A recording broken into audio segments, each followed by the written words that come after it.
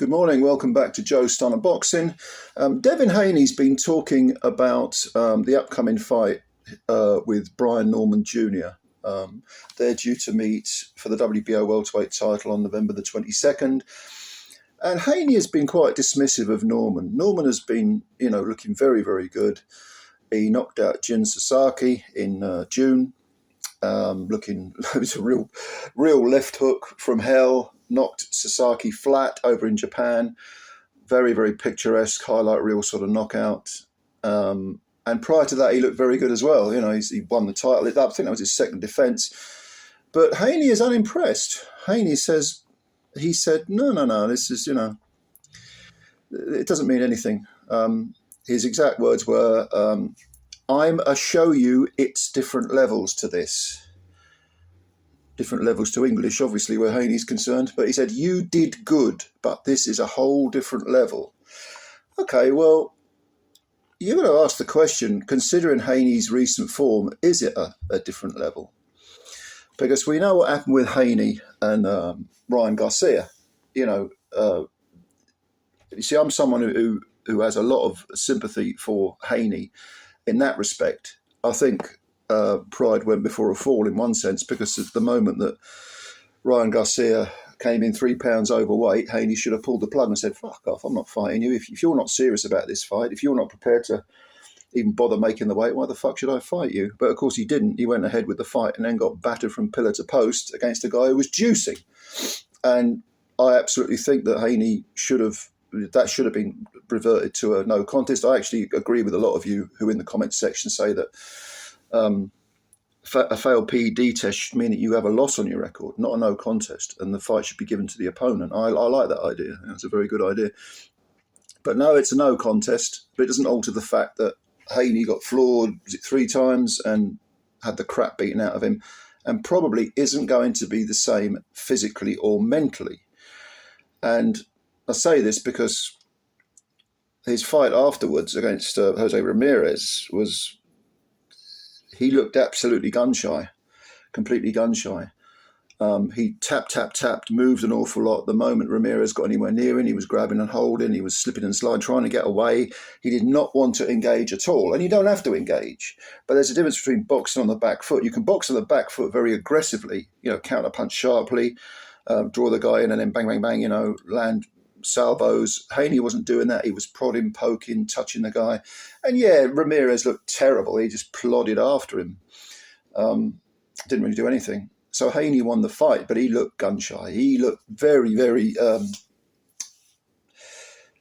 almost tempted to use the word shot. And when you think about Haney, the age he is now, he's not an old man, of course. He's still a young guy. But in terms of boxing years, it looks to me like he's really got a lot of mileage on him, because he did, when he was still a teenager, I think in mid-teens or certainly late teens, he was going over to Mexico fighting in what used to be called smokers. They were these contests which were sometimes illegal, but it was kind of like no holds barred. Well, that's not right, because they were under boxing rules, supposedly. But they were dingy white-collar fights, maybe, probably less regulated. And a lot of these young kids would cut their teeth by fighting in smokers and against grizzled, tough guys who were going to take you a few rounds. And Haney was doing this over in Mexico, really learning the trade. And he is a fearless guy. But at the moment, it looks to me like he's on the downside of his career. It looks like he's just not got. There's something missing. I mean, I'm talking mentally, psychologically as well. What's he going to do? Is he going to stand with Brian Norman Jr.? No, he'll get his head taken off. Brian Norman Jr., if he has a flaw, we have to say that probably it isn't throw enough punches for a lot of the rounds, but he's very accurate. He hits hard, and he's kind of he looks for the knockout.